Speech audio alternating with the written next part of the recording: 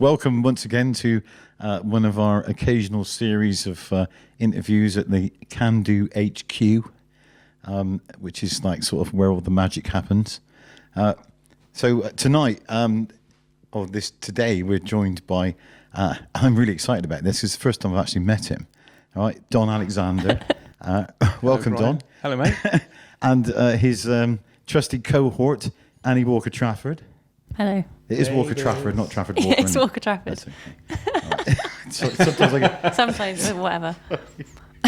All right. But so, I mean, we've been doing the open mic for Kandu for 17 weeks now, 17, 18 weeks.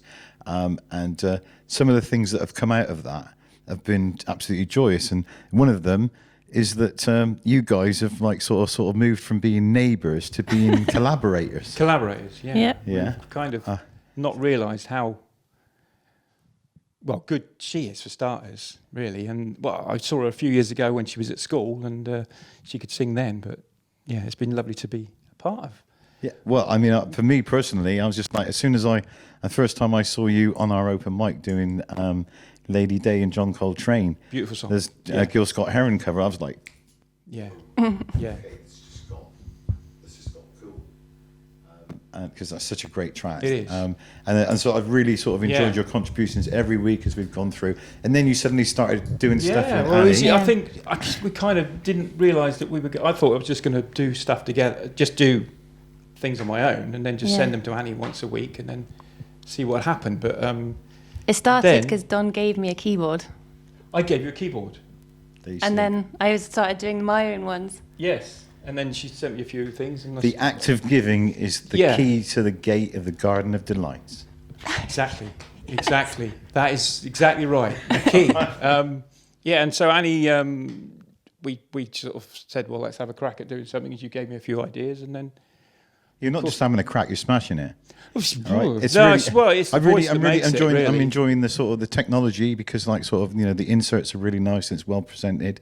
All right, and the sound quality is great, and sort of you guys have got like sort of some sort of synergy, which transcends that sort of because like online collaborations or stuff that you marry together, they, sometimes it's like latency, sometimes it's just like clunky. But it's just smooth. It's like meant to be. Yeah, I think it's just, if it's too perfect, then it would be wrong, wouldn't it? For like me sending a tape and then Annie doing her bit, and timing issues. My thing is timing. I always tend to speed up as I go along, and so I try to work the click. Yeah, I find that I try to work the click. Become a and I think we did try one song, which I went off like a crazy monkey and started slowly and just ended up getting quicker and quicker, and I think it confused Annie somewhat. But I'm renowned for that, speeding up. Yeah. So tell me a little bit about, because obviously you play a lot of music, you play in a band. I've played in quite a few cover bands over the years, not too many, but a few, and then I thought I'd start my own little band called the Binderos, which was, because I'm a bookbinder by day, and we used to rehearse in the bindery, so we started to play a few gigs. Yeah, we did our own stuff, and we sort of blues, jazz sort of stuff, really. And then I was watching my son growing and getting more and more keen on drums.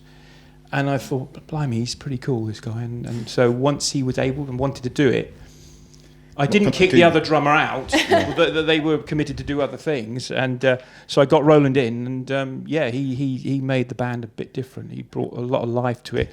And he brought the average age down in the band, which was really good. It's also, and a few younger people in the audience as well. I found this, because my son's in a band as well, and I sort of did a lot of stuff with them.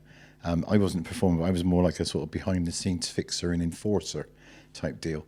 But I found that sort of having a youngster who was really good at something and gave me an opportunity to spend time for him when it wasn't a father-son thing. No, it was mates. Yeah, really. Yeah, right, and that's like priceless. It is. Yeah, it is. But so I really enjoyed the stuff, because obviously, so basically you guys are like, you were two of the most productive people in the group, because like almost every week you each do a solo thing and you do a collaboration now.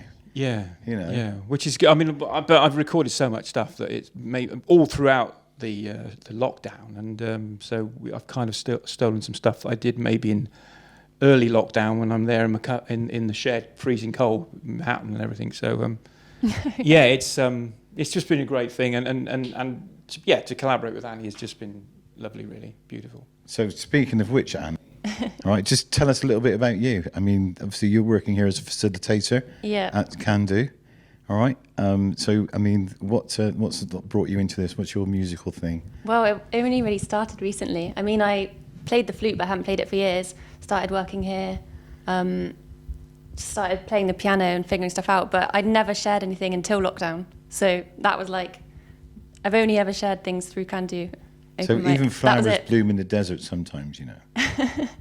All right. I mean, and for me, that's one of the nicest things is actually getting to know people, not by spending a lot of time with them sort of physically, but just by seeing what they're producing and then seeing, oh, they can do that as well. Ooh, yeah. Right. Yeah. That's like really interesting, and it's actually watching people grow online, and tackling new things, and so that's one of the nicest things about the open mic is that we seem to be getting lots of contributions from people with very little experience, lots of experience, and they're all happily coexisting and giving each other the love, you know, which is like sort of the democracy of like sort of performance of creativity. Yeah. Where, you know, just the act of being creative, all right, is a reward on its own. Yeah. And all the rest of the stuff is just gravy, because the most important thing is actually just getting it out. Yes, absolutely. Yeah. I didn't really know I could do it, but now it's great because I can work with the young people better and like help them better. Now I know what I'm doing a bit more, so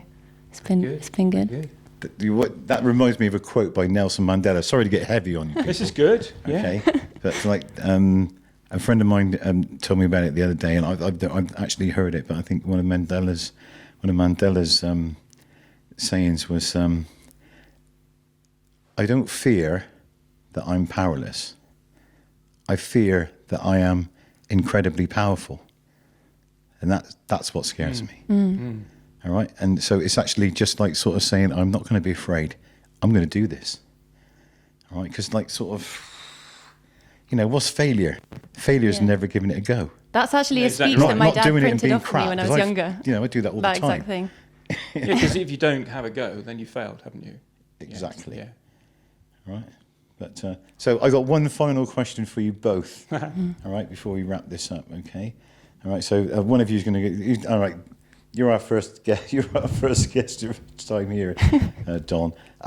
What are you looking forward to doing when the lockdown, if ever, is finally over? Well, I've actually been back at work since June, and it's kind of weird in a way that you're back, and there are still people out there that are sort of tucked away and not out in the world. And town is so different. I work in the centre of Bath, and town is so different because it makes it not comfortable to wander into a shop. You can't waste time in town. You can't hang around in town. It's just you just want to get out.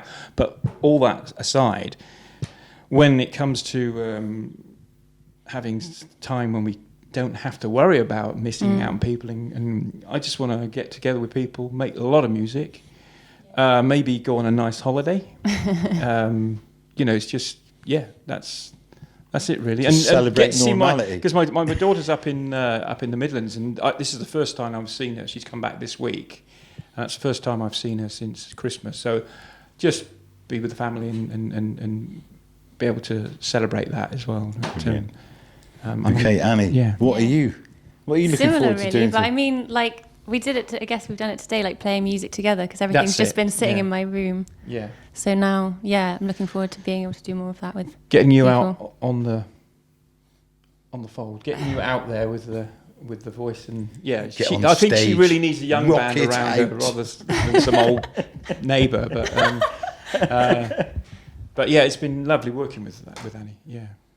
Fabulous. Well, it's been lovely watching you guys do your stuff every week, and I look forward to even more of it. Okay. Yeah, pressure's on now. I think we'll do some more, don't we? Yeah. Yeah. Definitely. Thank you very much. Thank you, Brian. Cheers. Thank you.